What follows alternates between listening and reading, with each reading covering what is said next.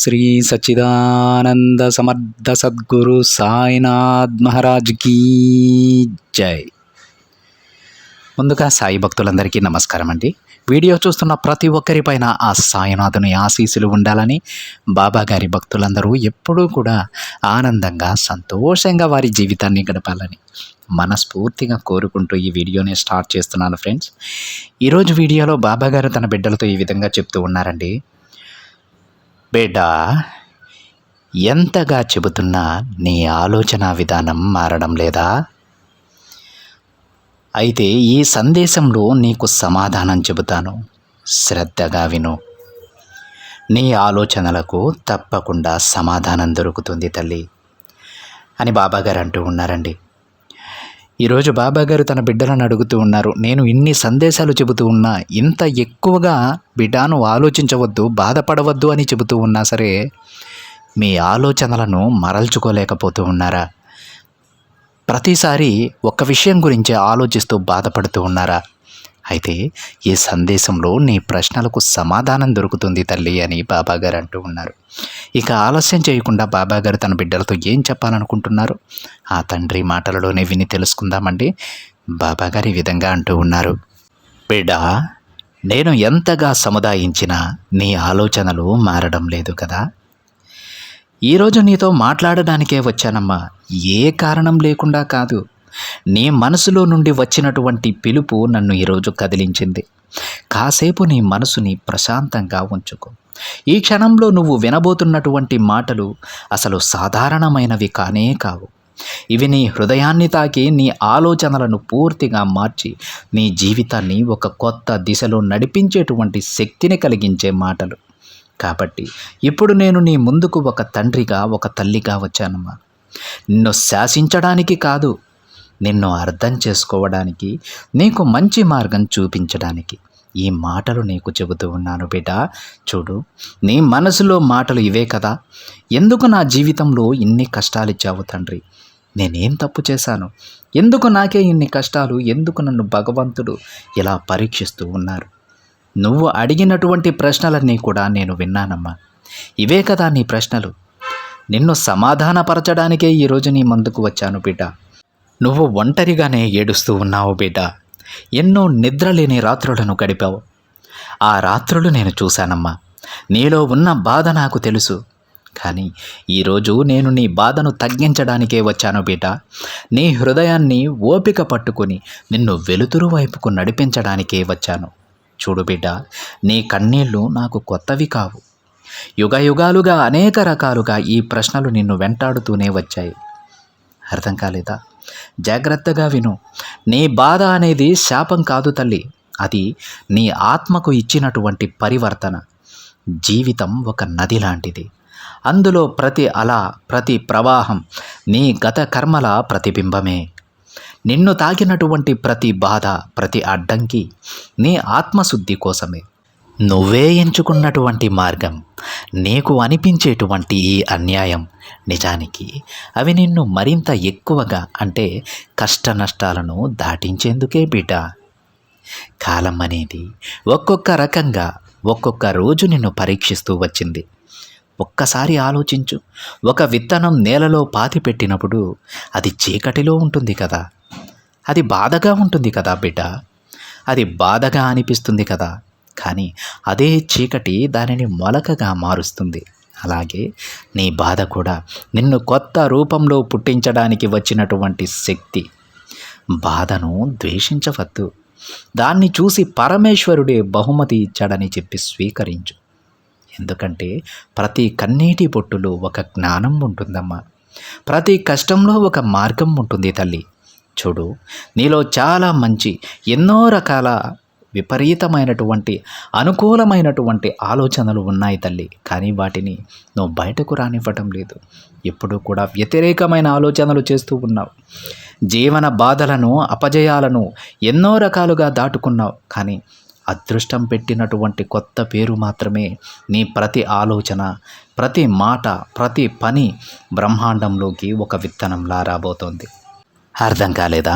ఎప్పుడైతే నువ్వు ఓపికతో ఎదురు చూస్తావో, ఎప్పుడైతే అనుకూలమైన ఆలోచనలను బయటకు తీసుకువస్తావో, నీ వ్యతిరేకమైన ఆలోచనలను అణగదొక్కుతావో, ఆ రోజు నుంచి నువ్వు ఏది కోరితే అది జరుగుతుంది. దాని పేరే అదృష్టం అంటారు బిడ్డ. కానీ అదృష్టం ఊరక రాదు. ఎవరైతే కష్టపడుతూ ఉంటారో వారిని వెతుక్కుంటూ మాత్రమే వెళుతుంది. జాగ్రత్తగా వినమ్మా. ఈరోజు ఈ మాటలు కేవలం నీకోసమే నేను చెబుతూ ఉన్నాను. చూడు బిడ్డ, ఏ విత్తనం నాటావో అదే ఫలం నువ్వు అనుభవిస్తావు. అందుకే నేనే చెప్పాను కదా, కర్మ అనేది శిక్ష కాదు, పాఠం. నిన్నటి తప్పులు నిన్ను శిక్షించడానికి రావు, నిన్ను మేలుకొలపడానికి మాత్రమే వస్తాయి. కాబట్టి ఈ విషయాన్ని నువ్వు తప్పకుండా తెలుసుకోవాలి, తెలుసుకొని తీరాలి. అంతేకాకుండా చూడు, ఒక్కసారి నువ్వు బాగా ఆలోచించు. పశ్చాత్తాపం అనేటువంటి దీపం ఒక్కసారి వెలిగితే నీ గత కర్మల చీకటి అనేది పూర్తిగా కరుగుతుంది. నీ హృదయం నిజమైనటువంటి పశ్చాత్తాపంతో మారితే భగవంతుడు నీలోనే నివసిస్తాడు. నీ పాపం కడగడానికి గంగా అవసరం లేదు బిడ్డ, నీ నిజాయితీ చాలు. నీ మనసు పశ్చాత్తాపంతో నిండితే అది 1000 గంగల స్నానం కంటే కూడా పవిత్రమైనదే. నీవు ఎన్ని పూజలు చేసినా, ఎన్ని జపాలు చేసినా మౌనం రాకపోతే ఎప్పుడూ భగవంతుణ్ణి తాకలేవు. నా ఆలయం రాతితో కాదు, నీ మనసులో ఉన్నటువంటి శాంతితో నువ్వు నిర్మించాలి. నీ ఆలోచనలు నిశ్శబ్దం అవ్వగానే నేను తప్పకుండా నీకు ప్రత్యక్షమవుతాను బిడ్డ. బయట ప్రపంచం అల్లకల్లోలంగా ఉంటుంది, కానీ నీలో మౌనం పుట్టినప్పుడు నువ్వు సముద్రంలా అవుతావు. అలలు వస్తాయి పోతాయి, కానీ నీలో శాంతి ఉంటుంది. చూడు, నువ్వు ఈ నిశ్శబ్దం నేర్చుకుంటే నీ జీవితంలో ప్రతి బాధ కూడా ఒక గురువుగా మారుతుంది, ప్రతి బాధ ఒక బోధగా మారుతుంది, ప్రతి కన్నీరు ఒక ఆశీర్వచనంలా మారుతుంది. నిశ్శబ్దంలో నేను ఉన్నానని గమనించు తల్లి. నీ హృదయం మౌనంగా ఉంచుకో. నువ్వు నా స్వరాన్ని వినగలుగుతావు బిడ్డ. ఏదో ఒక రోజు నిన్ను నువ్వు చూసుకుని ఇది నేనేనా అని అడిగే సమయం వస్తుంది తల్లి. అప్పుడు నువ్వు తెలుసుకుంటావు, మార్చాలనుకున్నవాడు భగవంతుడు నన్ను పూర్తిగా మార్చేశాడని. ఇప్పుడు నీలో ఉన్నటువంటి లోకం పూర్తిగా మారబోతోంది తల్లి. నువ్వు ఎవరిని దోషిగా చూడటం మానేశావో వారే నీకు మరలా తిరిగి మంచి రూపంతో నీ ముందుకు వస్తారు. ప్రతి మనిషి తన కర్మ ఫలితాన్ని అనుభవించక తప్పదు. నువ్వు నిర్ణయాలు కాదు, దయతో జీవిస్తూ ఉండు. నిర్ణయాలు తమంతట తాముగా తీసుకోవడం కాదు, భగవంతుడే నీ ద్వారా నిర్ణయాలను తీసుకునేలా చేస్తున్నాడు. అంతేకాకుండా బిడ్డ, నీలో ఉన్నటువంటి ప్రతి ఒక్క కదలిక కూడా భగవంతుడు గమనిస్తూనే ఉంటాడమ్మా. నీ హృదయం మేలుకొలిపేలా చేస్తూ ఉంటాడు. నీ స్థితిగతులన్నీ కూడా మార్చేయబోతున్నాడు బిడ్డ. నీ జీవితానికి అద్భుతమైనటువంటి బహుమతిని అందించబోతూ ఉన్నాడు దేవుడు. నువ్వు భయాన్ని కోల్పోయినప్పుడు తప్పకుండా నీ ముందుకు భగవంతుడు ప్రత్యక్షమవుతాడు. నీ భుజాలపై చేయి తట్టి నేను ఉన్నాను, నేను తప్ప నిన్ను ఎవ్వరూ కూడా చూసుకోరు అని చెప్పి పదే పదే నీకు అభయహస్తాన్ని ఇచ్చింది ఈ భగవంతుడే. నువ్వు నమ్మినటువంటి భగవంతుడు కాబట్టి ఎవ్వరూ లేనటువంటి క్షణంలో ఒక్కొక్క రోజున ఒక్కొక్క రకంగా నేను ఉన్నాను అనేటువంటి ఆలోచన నిన్ను ఎన్నోసార్లు, అంటే నువ్వు ఆలోచించే దిశగా నిన్ను ఎక్కువగా నడిపించాను. బాగా గుర్తు తెచ్చుకో తల్లి. ఎన్ని సందర్భాలలో నేను నీ భుజం తట్టి ముందుకు నడిపించానో నీకే అర్థమవుతుంది. నువ్వు ఎవరి మీద కూడా కోప్పడవద్దు బిడ్డ, ఎవరినీ కూడా శిక్షించవద్దు. ఉపకారానికి తప్పకుండా ఉపకారం చేయి. నిన్ను ఎవరైతే అన్యాయానికి గురి చేశారో వారి గురించి కూడా ఆలోచించవద్దు.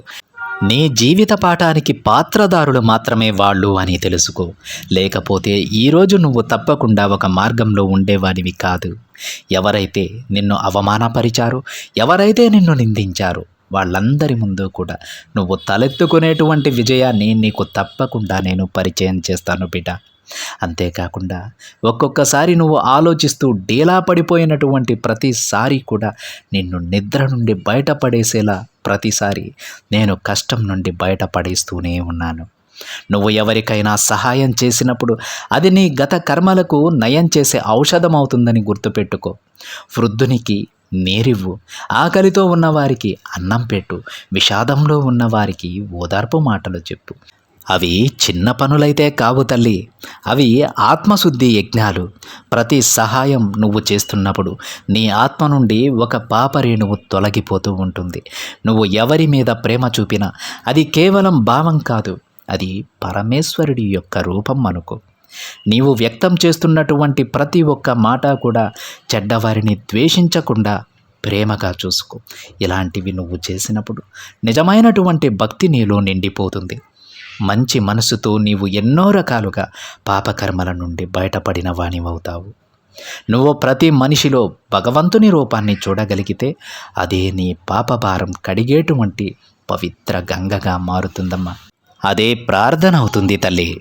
భగవంతుడిని అడగడం కాదు, నీ మనసుని ముందు నువ్వు శుద్ధి చేసుకో. నిజాయితీగా నువ్వు నన్ను పిలిచినప్పుడు నేను బయట ప్రపంచం నుండి కాదమ్మా, నీ హృదయం నుండే ప్రతిస్పందిస్తాను. చూడు, నన్ను మారుస్తూ ఉండు బాబా అని నాతో చెప్పుకో, ఇంకేమీ చెప్పవద్దు. నీ పాపాల కట్టును కత్తిలా కోసి పడేస్తాను. చూడు, ఈ మార్గాలు నువ్వు ఏదైనా ఒకదాన్ని ఆచరించు. ఈ మార్గాల్లో ఏదో ఒక్కదానిని ఆచరించు బిడ్డా, చాలు. నీ పాపభారం పూర్తిగా కరిగిపోతుంది. నీ హృదయం తేలిక పడుతుంది. నీ ముఖం వెలిగిపోతుంది. శ్వాసలో నా శాంతి ప్రవహిస్తుంది తల్లి. బాధలు పూర్తిగా పోతాయని కాదు, నిన్ను ఆ బాధలు తాకవని చెబుతున్నాను. ఎందుకంటే నీవు ఎప్పుడూ కూడా భగవంతుని వైపే నీ ఆత్మ ప్రయాణించేలా చూసుకో. నీ ఆత్మ ఇప్పుడు తేలికైంది కదా. ఈ భారమంతా కరిగిపోయిన తరువాత నీలో తప్పకుండా ఒక నిశ్శబ్దం అనేది వెలుగుతుంది. ఇప్పుడు ఆ వెలుగును మరింతగా ప్రకాశవంతం చేసుకో. అదే పుణ్యకర్మ అవుతుంది. పుణ్యం అంటే కేవలం దానం మాత్రమే కాదు బిడ్డ, అది దయతో చేసినటువంటి ప్రతి పని, సహనంతో చెప్పినటువంటి ప్రతి మాట, ప్రేమతో చూపినటువంటి ప్రతి చూపు పుణ్యమే.